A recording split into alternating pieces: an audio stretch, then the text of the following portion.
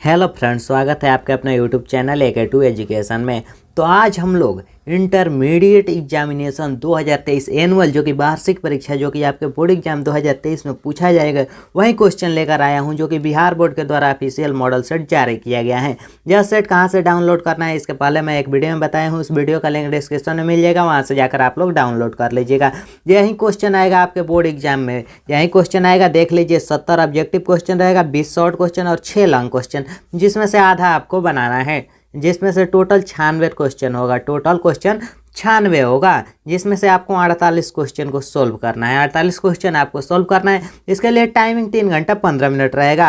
आप लोग यह मॉडल सेट पूरा देख लीजिए एंड तक। यह बिहार बोर्ड के द्वारा जारी किया गया है और मैं और हमारे चैनल के माध्यम से हर सब्जेक्ट का 5 सेट कराया जा रहा है, जिसमें से कुछ सेट हो गया है। तो उस सेट को 5 सेट को देख लेते हैं और इस ऑफिशियल सेट को तो आपको एग्जाम में पक्का 100% गारंटी है कि 400+ मार्क्स ला सकते हैं। तो चैनल पर पहली बार आए तो सब्सक्राइब कर लीजिए और वीडियो को लाइक कर दीजिए। ये परीक्षार्थी के लिए कुछ निर्देश हैं, तो PDF डाउनलोड करके आप लोग पढ़ लीजिएगा। चलिए आगे की तरफ चलते हैं। आगे यहाँ आपके लिए कुछ निर्देश दिए गए हैं जो कि इंपॉर्टेंट है, आप लोगों को पढ़ लेना है। तो यह सब निर्देश पढ़ लीजिए और चलिए हम क्लास को स्टार्ट करते हैं। यहाँ ध्यान दीजिए, प्रश्न संख्या 1 से 70 में प्रत्येक प्रश्न के साथ 4 विकल्प दिए गए हैं। प्रत्येक प्रश्न के साथ 4 विकल्प दिए गए हैं, जिनमें से एक सही है और उसी विकल्प को ओमर शीट में टिक करना है। ओमर शीट में उसी विकल्प को टिक करना है। तो चलिए क्लास को स्टार्ट करते हैं बिना टाइम वेस्ट किए। फर्स्ट क्वेश्चन दिए गए हैं कि इलेक्ट्रॉन पर विशिष्ट आवेश होता है। काफ़ी इजी क्वेश्चन दिए गए हैं हमारे मॉडल सेट में।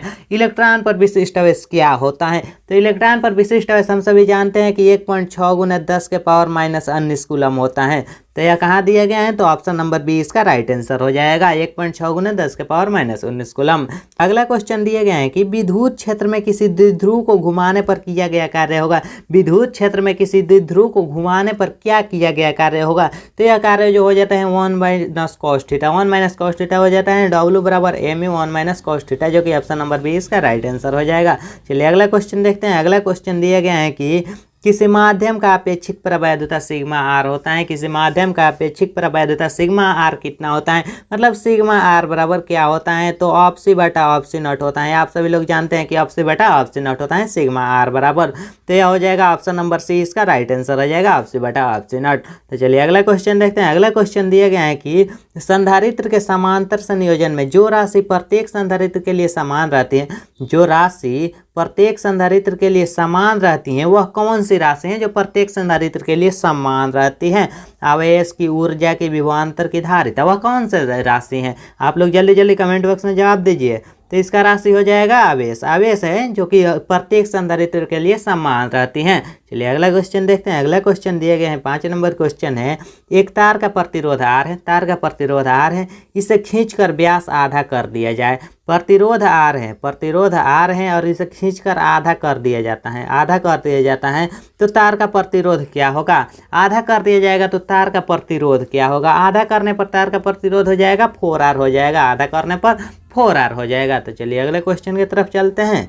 अगला क्वेश्चन दिए गए हैं कि वायु में रखे गोलीय चालक की धारिता समानुपाती होती है गोले के किस भाग की? वायु में रखे गोलीय चालक की धारिता गोले के किस भाग के समानुपाती होती है? तो गोले के त्रिज्या के समानुपाती होती हैं। गोले के त्रिज्या के समानुपाती होती हैं। किसके समानुपाती होते हैं? त्रिज्या के समानुपाती होती हैं। या मॉडल सेट का पूरा क्वेश्चन याद कर लीजिए। और 5 सेट और हमारे चैनल पर अवेलेबल है और अभी क्लास चल रहा है उस सेट का। डेली शाम 7 बजे से क्लास होता है, तो आप लोग इस चैनल को सब्सक्राइब कर लीजिए और डेली आते रहिए। तो चलिए अगले क्वेश्चन की तरफ चलते हैं। अगला क्वेश्चन दिए गए हैं, काफ़ी ईजी क्वेश्चन। इस क्वेश्चन को हम क्लास में करा भी दिए हैं।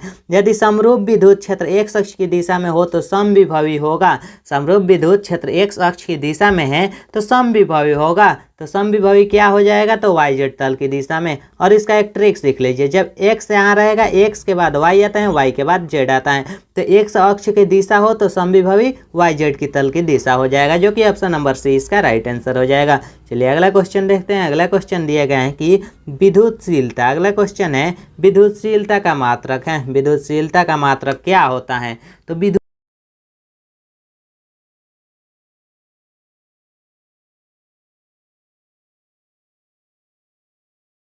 अगला क्वेश्चन देखते हैं। अगला क्वेश्चन दिया गया है जो कि 9 नंबर क्वेश्चन है।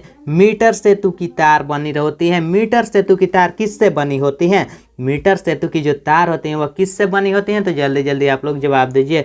मीटर सेतु की तार किससे बनी होती हैं? तो मीटर सेतु की तार किससे बनी होती हैं आप लोग बताइए। तो मीटर सेतु की तार नाइक्रोम और मैग्नीशियम का बना होता है। तो नाइक्रोम नहीं है तो यहाँ मैग्नीशियम इसका राइट आंसर हो जाएगा। ऑप्शन नंबर सी इसका राइट आंसर हो जाएगा।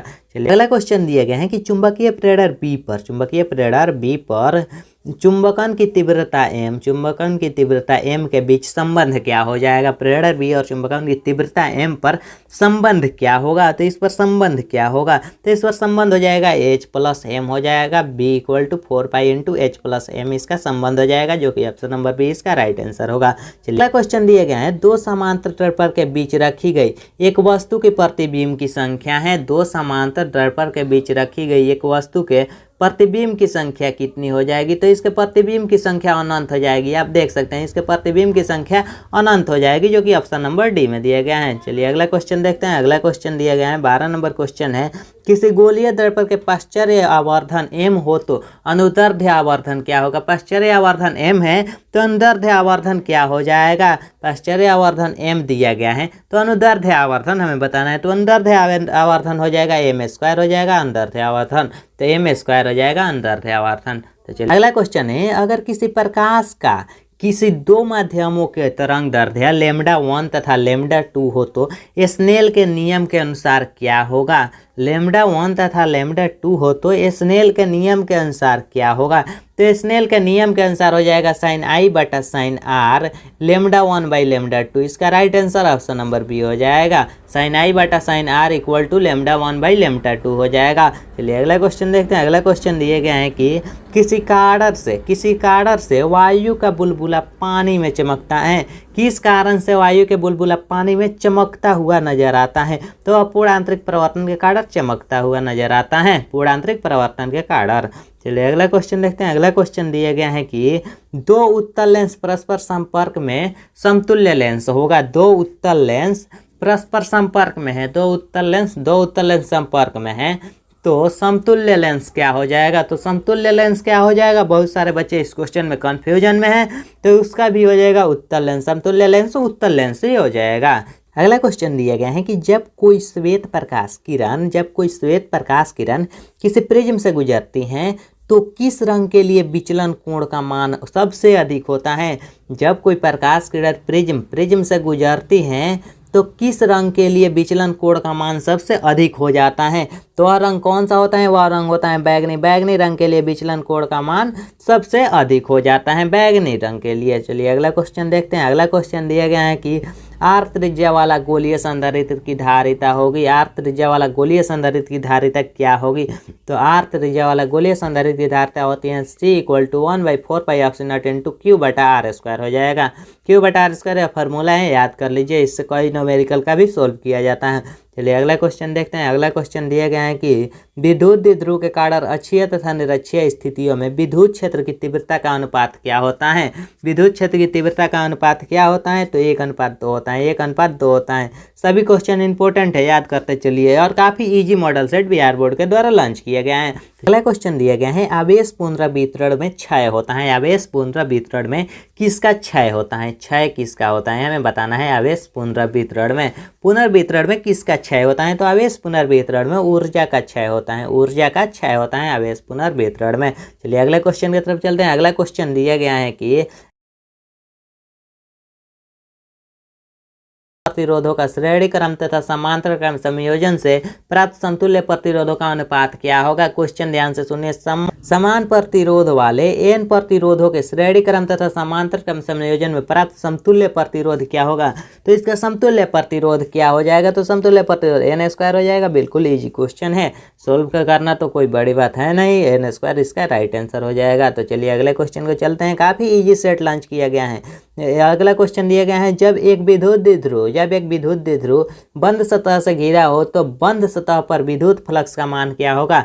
बंद सतह से घिरा हो तो बंद सतह पर विद्युत फ्लक्स का मान क्या हो जाएगा? तो बंद सतह पर बंद हो तो जीरो जीरो हो जाएगा, जीरो। लगभग इस मॉडल सेट के सभी क्वेश्चन हम वीडियो के क्लास में करा चुके हैं। तो पहले क्लास में हम सभी क्वेश्चन लगभग में करा चुके हैं और मॉडल सेट जो हमारे द्वारा लॉन्च किया गया है वह सभी सेट पढ़ लीजिए और चैनल को सब्सक्राइब कर लीजिए। तो अगला क्वेश्चन दिए गए हैं कि टेंजेंट गैल्वेनोमीटर अधिकतम सुग्राही होता है जब विक्षेप कोण होता है। अधिकतम सुग्राही होता है जब विक्षेप कोण कितना होता है, तो जब विक्षेप कोण π/4 होता है। π/4 होता है तब, मतलब π/4 का मान कितना हो जाएगा, 45 डिग्री होता है तब, 45 डिग्री होता है तब होता है विक्षेप कोण, 45 डिग्री होता है तब विक्षेप कोण होता है। तो चलिए अगले क्वेश्चन देखते हैं। अगला क्वेश्चन दिया गया है कि चोक कुंडली का शक्ति गुणांक होता है। चोक कुंडली का शक्ति गुणांक क्या होता है, तो चोक कुंडली का शक्ति गुणांक क्या होता है, तो चोक कुंडली का शक्ति गुणांक जो होता है वह 0 होता है। याद कर लीजिए, चोक कुंडली के शक्ति गुणांक 0 होता है। अगला क्वेश्चन दिया गया है समान वेग से चलता आवेश उत्पन्न करता है। समान वेग से चलता आवेश क्या उत्पन्न करता है, तो समान वेग से चलता आवेश उत्पन्न करता है चुंबकीय क्षेत्र। चुंबकीय क्षेत्र उत्पन्न करता है, जो कि ऑप्शन नंबर 20 का राइट आंसर हो जाएगा, चुंबकीय क्षेत्र। चलिए अगला क्वेश्चन देखते हैं। अगला क्वेश्चन दिया गया है कि एक कार्बन प्रतिरोध के अंतिम छोर पर, एक कार्बन प्रतिरोध के अंतिम छोर पर बना बेंड सुनहला है, बना बेंड सुनहला है। इसका सहिष्णुता होगी, इसकी सहिष्णुता क्या होगी, तो इसका सहिष्णुता जो होगी वह 20% हो जाएगी। 20% इसका राइट आंसर हो जाएगा, जो कि ऑप्शन नंबर सी में दिया गया है। चलिए अगला क्वेश्चन देखते हैं। अगला क्वेश्चन दिया गया है कि फैराडे नियतांक का मात्रक है। फैराडे नियतांक का मात्रक है, तो फैराडे नियतांक का मात्रक क्या होता है, तो फैराडे नियतांक का जो मात्रक होता है वह होता है कूलम प्रति मोल, कूलम प्रति मोल होता है, जो कि फैराडे नियतांक का मात्रक होता है। चलिए अगला क्वेश्चन देखते हैं। अगला क्वेश्चन दिए गए हैं 27 नंबर क्वेश्चन है, काफ़ी इंपॉर्टेंट क्वेश्चन है। शक्ति रहित धारा का परिपथ होगा। शक्ति रहित धारा का परिपथ क्या होगा, तो शक्ति रहित धारा का परिपथ क्या होगा, तो शुद्ध धारितीय, शुद्ध धारितीय हो जाएगा, शक्ति धारा के परिपथ हो जाएगा शुद्ध धारितीय। चलिए अगला क्वेश्चन देखते हैं। अगला क्वेश्चन दिए गए हैं कि विद्युत चुंबकीय तरंग में विद्युतीय तरंग, विद्युत चुंबकीय तरंग में विद्युतीय तरंग एवं चुंबकीय तरंग के बीच का कालांतर क्या होता है। विद्युत चुंबकीय तरंग में विद्युतीय तरंग एवं चुंबकीय तरंग के बीच का कालांतर क्या होता है, तो इसके बीच के कालांतर होता है वह 0 डिग्री होता है। 0 डिग्री बीच के कालांतर होता है। 45 ना 90 ना 180 जो होता है वह 0 डिग्री होता है। 0 डिग्री इसका राइट आंसर हो जाएगा। चलिए अगला क्वेश्चन देखते हैं। अगला क्वेश्चन दिया गया है कि यदि समान फोकस दूरी f, समान फोकस दूरी f के दो लेंस है, समान फोकस दूरी f के 2 लेंस है, और इस समान फोकस दूरी f के 2 लेंस संपर्क में समान प्रधान अक्ष पर रखा जाए तो समतुल्य फोकस दूरी क्या हो जाएगा, तो समतुल्य फोकस दूरी क्या हो जाएगा, तो 2 है तो f प्लस f हो जाएगा, तो 2f हो जाएगा इसका राइट आंसर, जो कि ऑप्शन नंबर बी में दिया गया है। चलिए अगले क्वेश्चन की तरफ चलते हैं। अगला क्वेश्चन दिया गया है कि उत्तल लेंस की ऊपरी, उत्तल लेंस का ऊपरी आधा भाग को काला कर दिया जाए, उत्तल लेंस के ऊपरी आधा भाग को काला कर दिया जाए, काला कर दिया जाए, उसके सामने रखी वस्तु का प्रतिबिंब क्या होगा। मतलब क्वेश्चन बोल रहा है कि उत्तल लेंस के ऊपरी आधा भाग को काला कर दिया जाए तो उसके सामने वस्तु के प्रतिबिंब क्या होगा, तो उसके सामने वस्तु के प्रतिबिंब क्या हो जाएगा, तो तीव्रता घट जाएगी, तीव्रता घट जाएगी सामने के वस्तु के प्रतिबिंब की। अगला क्वेश्चन दिया गया है सामान्य मानव आँख के लिए सुस्पष्ट न्यूनतम दूरी क्या होती है। यह क्वेश्चन तो आप लोग 10th में भी पढ़े होंगे, 10th के बोर्ड एग्जाम में भी बहुत बार पूछा गया है यह क्वेश्चन। तो न्यूनतम दूरी क्या होती है, तो हमारे आँख की न्यूनतम दूरी जो होती है वह 25 सेंटीमीटर होती है, 25 सेंटीमीटर इसका राइट आंसर हो जाएगा। चलिए अगला क्वेश्चन देखते हैं। अगला क्वेश्चन दिया गया है कि उत्सर्जित फोटो इलेक्ट्रॉन की ऊर्जा निर्भर करती है, उत्सर्जित फोटो इलेक्ट्रॉन की ऊर्जा किस पर निर्भर करती हैं, तो फोटो इलेक्ट्रॉन की ऊर्जा जो निर्भर करती है प्रकाश की तीव्रता पर निर्भर करती है, प्रकाश की तीव्रता पर निर्भर करती हैं। चलिए अगला क्वेश्चन देखते हैं। अगला क्वेश्चन दिया गया है कि अल्फा कण है, अल्फा कण क्या है, हीलियम नाभिक है कि न्यूक्लियर है कि विद्युत चुंबकीय तरंग है कि इलेक्ट्रॉन है, तो अल्फा कण जो होता है वह हीलियम नाभिक होता है, हीलियम नाभिक है अल्फा कण, जो कि ऑप्शन नंबर है इसका राइट आंसर हो जाएगा। चलिए अगला क्वेश्चन देखते हैं। अगला क्वेश्चन दिया गया है कि ट्रांजिस्टर में पीएन जंक्शन की संख्या होती है, ट्रांजिस्टर में पीएन जंक्शन की संख्या कितना होता है, तो ट्रांजिस्टर में पीएन जंक्शन की संख्या जो होती है वह हो जाती है 2 होती है, पीएन जंक्शन की संख्या जो होती है वह 2 होती है। पीएन जंक्शन की संख्या कितनी होती है, तो 2 होती है। कमेंट बॉक्स में आप लोग जल्दी जल्दी जवाब देते चलिए अगले क्वेश्चन की तरफ चलते हैं। अगला क्वेश्चन दिया गया है कि ट्रांजिस्टर के धारा गुणांक अल्फा तथा बीटा का संबंध है, ट्रांजिस्टर के धारा गुणांक अल्फा और बीटा का संबंध क्या होता है, तो अल्फा और बीटा का जो संबंध होता है वह होता है बीटा इक्वल टू अल्फा बाटा 1 - 1 - अल्फा होता है, 1 - अल्फा होता है। तो यह ऑप्शन और बीटा इक्वल टू अल्फा बाटा 1 - अल्फा होता है। यहाँ ये अल्फा प्लस 1 दिया गया है, ऑप्शन में गलत टाइप हो गया है या जो कुछ कह सकते हैं, लेकिन इसका right answer option number B हम बोल सकते हैं। लेकिन इसका सही फार्मूला होता है beta equal to alpha by 1 - alpha होता है, जो कि ऑप्शन नंबर में नहीं दिया गया है। यहाँ थोड़ा गलत टाइपिंग मिस्टेक हो गया होगा, इसलिए ऑप्शन नंबर बी हम इसका मार सकते हैं।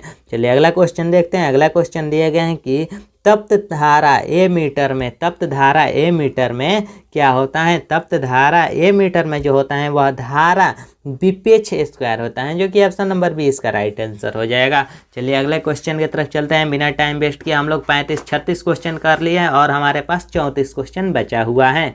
नेक्स्ट क्वेश्चन दिया गया है कि एलआर परिपथ का शक्ति गुणांक होता है। एलआर परिपथ का शक्ति गुणांक क्या होता है।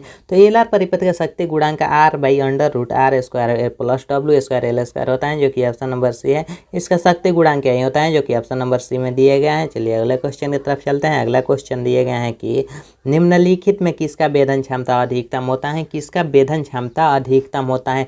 अल्फा किरण की, एक्स किरण की, गामा किरण की, कैथोड किरण, तो किसकी भेदन क्षमता अधिक होती है। तो भेदन क्षमता की बात हो रही है तो गामा किरण की भेदन क्षमता सबसे अधिक होती है।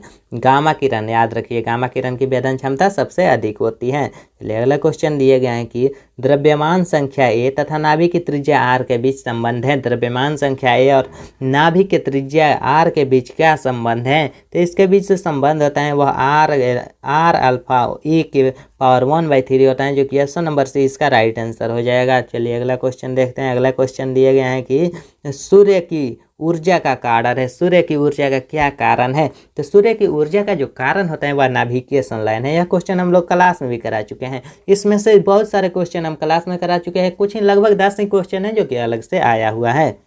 अगला क्वेश्चन दिए गए हैं कि 1 किलोग्राम मात्रा की तुल्य ऊर्जा लगभग होती है। 1 किलोग्राम मात्रा की तुल्य ऊर्जा लगभग कितनी होती है।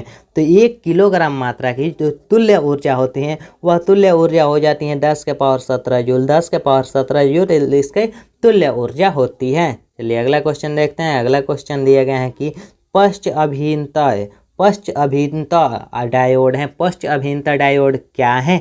तो पश्च अभिन्नता जो डायोड होता है वह फोटो डायोड है। फोटो डायोड है पश्च अभिन्नता डायोड फोटो डायोड है। चलिए अगला क्वेश्चन देखते हैं। अगला क्वेश्चन दिया गया है कि NA एंड गेट के लिए बूलियन व्यंजक है। NA एंड गेट के लिए बूलियन व्यंजक क्या है। तो गेट आप लोग बढ़िया से पढ़ लीजिएगा। गेट में से एक ऑब्जेक्टिव फिक्स है, एक गेट में से ऑब्जेक्टिव आएगा और आँख से रिलेटेड एक ऑब्जेक्टिव आएगा और गेट से लेकर यह 2 नंबर आपका फिक्स है, इससे आएगा ही आएगा। तो गेट से शॉर्ट क्वेश्चन में भी इस बार आने की बहुत ज़्यादा संभावना है और ऑब्जेक्टिव में तो एक आएगा ही आएगा। तो NAND गेट के बूलियन व्यंजक हमें बताना है। तो NAND गेट का बूलियन व्यंजक होता है A/B ऊपर क्रॉस इक्वल टू Y होता है, जो कि ऑप्शन नंबर ए इसका राइट आंसर हो जाएगा। चलिए अगला क्वेश्चन देखते हैं। अगला क्वेश्चन दिया गया है कि मानव नेत्र की विभेदन क्षमता होती है। बोले हम आपसे कि आँख से रिलेटेड एक क्वेश्चन जरूर आएगा, तो हमें बताना है कि मानव नेत्र की विभेदन क्षमता क्या होती है। तो विभेदन क्षमता जो होती है वह 60 सेकेंड होती हैं, 60 सेकेंड होती हैं। अगला क्वेश्चन दिए गए हैं कि नाभिकीय अभिक्रिया में संरक्षित राशियां हैं। नाभिकीय अभिक्रिया में संरक्षित राशियां कौन कौन से हैं। नाभिकीय अभिक्रिया में जो संरक्षित राशियां हैं वह जो होती हैं वह आवेश हैं। आवेश हैं संरक्षित राशियां। संरक्षित राशियां कौन होती हैं। तो आवेश होती हैं, याद कर लीजिए। चलिए अगला क्वेश्चन की तरफ चलते हैं। अगला क्वेश्चन दिए गए हैं कि निम्नलिखित में किसका अपवर्तनांक सबसे अधिक होगा। किसका अपवर्तनांक सबसे अधिक होगा। तो इनमें से किसका अपवर्तनांक सबसे अधिक होता है। तो सबसे अधिक होता है वह हीरा का होता है। हम लोग 10th में भी पढ़े हैं और बोर्ड एग्जाम में भी पूछा जाता है, बहुत बार पूछा जाता है। यह क्वेश्चन काफ़ी इंपॉर्टेंट और BBI क्वेश्चन है, केमिस्ट्री के लिए और फिजिक्स के लिए, दोनों के लिए। तो सबसे अधिक अपवर्तनांक किसका होता है। तो हीरा का होता है। चलिए अगला क्वेश्चन देखते हैं। अगला क्वेश्चन दिया गया है कि 2 प्रकाश स्रोत संबद्ध होता है। 2 प्रकाश स्रोत संबद्ध होता है जब उसके बीच कालांतर क्या होती है। 2 प्रकाश स्रोत संबद्ध होता है जब उसके बीच की कालांतर नियत रहती है। बीच की कालांतर नियत रहती है तो 2 प्रकाश स्रोत संबद्ध होता है। होता है। बीच के कालांतर नियत रहती हैं तब संबद्ध होता है, बीच की कालांतर नियत नहीं रहती हैं तो संबद्ध नहीं होता है। चलिए अगला क्वेश्चन देखते हैं। अगला क्वेश्चन दिए गए हैं कि गर्म करने पर अर्धचालकों का प्रतिरोध क्या होता है। गर्म करने पर अर्धचालक के प्रतिरोध क्या होता है, तो गर्म करने पर अर्धचालक का प्रतिरोध घट जाता है। गर्म करने पर अर्धचालक का प्रतिरोध क्या होता है, तो घटता है।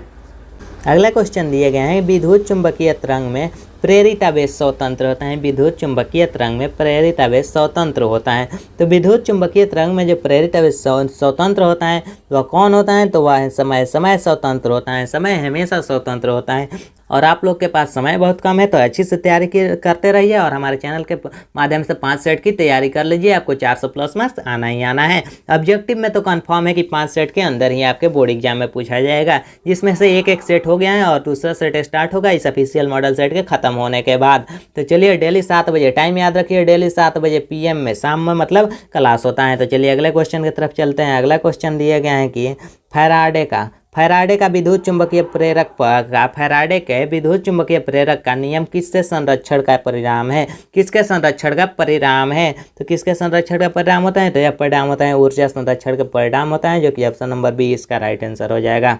अगला क्वेश्चन दिए गए हैं कि प्रोटॉन का विराम द्रव्यमान है। प्रोटॉन का विराम द्रव्यमान कितना होता है, तो प्रोटॉन का विराम द्रव्यमान जो होता है 1.6 × 10⁻27 किलोग्राम हो जाएगा। तो इसकी ऑप्शन नंबर डी इसका राइट आंसर हो जाएगा। चलिए अगला क्वेश्चन देखते हैं। अगला क्वेश्चन दिया गया है कि 4 डायोप्टर। अगला क्वेश्चन दिए गए हैं 4 डायोप्टर क्षमता के लेंस की फोकस दूरी क्या होगी। 4 डायोप्टर क्षमता के लेंस की फोकस दूरी क्या होगी। हम पी दिए गए हैं 4 डायोप्टर, तो इसकी लेंस की फोकस दूरी क्षमता क्या होगी, तो F बराबर हो जाएगा 1/P, तो इसका हो जाएगा 1/4, तो हो जाएगा 0.25 इसका राइट आंसर हो जाएगा, जो कि ऑप्शन नंबर बी में दिए गए हैं। 0.25 इसका राइट आंसर हो जाएगा। 0.25 इसका राइट आंसर हो जाएगा। तो चलिए अगला क्वेश्चन देखते हैं। अगला क्वेश्चन दिए गए हैं कि 53 नंबर क्वेश्चन है समान समायोजन में एक सूक्ष्मदर्शी की आवर्धन क्षमता होती है।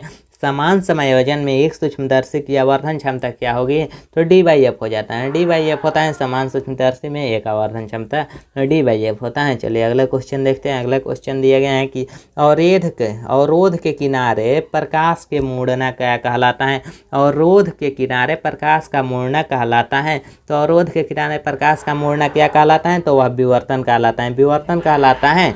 चलिए अगला क्वेश्चन देखते हैं। अगला क्वेश्चन दिया गया है कि हीरा के लिए क्रांतिक कोण होता है। तो हीरा के लिए क्रांतिक कोण क्या होता है, तो हीरा के लिए क्रांतिक कोण जो होता है वह होता है 24.41 डिग्री, 24.41 डिग्री होता है, जो कि ऑप्शन नंबर है इसका राइट आंसर हो जाएगा।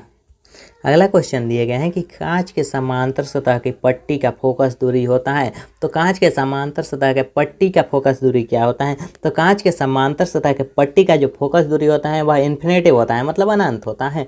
अनंत होता है कांच के फोकस सतह की पट्टी की फोकस दूरी। तो चलिए अगला क्वेश्चन देखते हैं। अगला क्वेश्चन दिए गए हैं कि पतले प्रिज्म द्वारा न्यूनतम विचलन कोण होता है। पतले प्रिज्म द्वारा न्यूनतम विचलन कोण क्या होता है, तो विचलन कोण जो होता है माइक्रो -1 × A हो जाता है विचलन कोण। चलिए अगला क्वेश्चन देखते हैं। अगला क्वेश्चन दिया गया है कि रचनात्मक व्यक्तिकरण। अगला क्वेश्चन दिए गए हैं हमारे सामने, स्क्रीन के सामने है।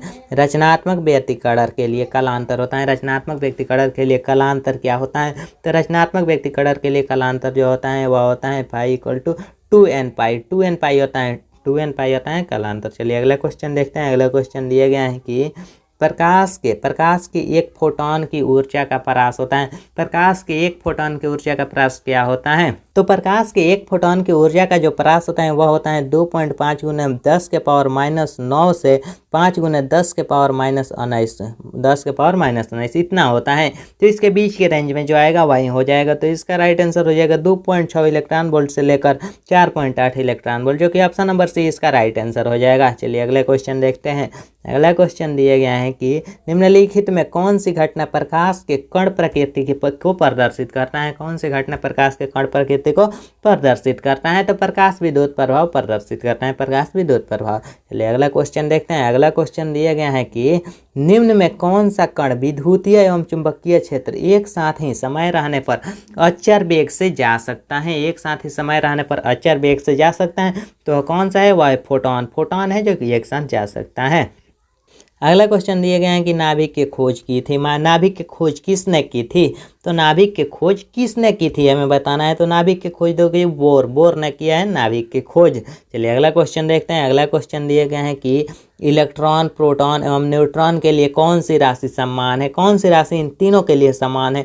इलेक्ट्रॉन, प्रोटॉन एवं न्यूट्रॉन के लिए समान है, जो समान रहती हैं वह है आवेश। आवेश हमेशा समान रहते हैं इलेक्ट्रॉन, प्रोटॉन एवं न्यूट्रॉन के। चलिए अगला क्वेश्चन देखते हैं। अगला क्वेश्चन दिए गए हैं कि एक प्रत्यावर्ती धारा का समीकरण I बराबर 50 sin 100 पाई टी है, तो विद्युत धारा की प्रवृत्ति और विद्युत धारा की आवृत्ति क्या होगी। तो इसकी आवृत्ति क्या होगी हमें बताना है। तो इसकी आवृत्ति जो हो जाएगी वह 50 पाई हो जाएगी, 50 पाई हो जाएगी इसकी आवृत्ति। चलिए अगला क्वेश्चन देखते हैं। सभी क्वेश्चन को सॉल्व करेंगे तो ज़्यादा टाइम लग जाएगा, इसलिए जल्दी जल्दी क्वेश्चन का आंसर के साथ हम थोड़ा बहुत एक्सप्लेन भी कर दे रहे हैं। चलिए अगला क्वेश्चन देखते हैं। अगला क्वेश्चन दिए गए हैं कि जर्मेनियम के बैंड अंतराल इलेक्ट्रॉन वोल्ट में होता है। बैंड अंतराल इलेक्ट्रॉन वोल्ट में होता है, तो कितना होता है हमें बताना है। तो इसके लिए जितना जो होता है वह हो जाएगा, यह होता है 0.65 इलेक्ट्रॉन वोल्ट से 0.68। तो यहाँ हो जाएगा 0.70 इलेक्ट्रॉन वोल्ट हो जाएगा। इसका right answer option number C हो जाएगा।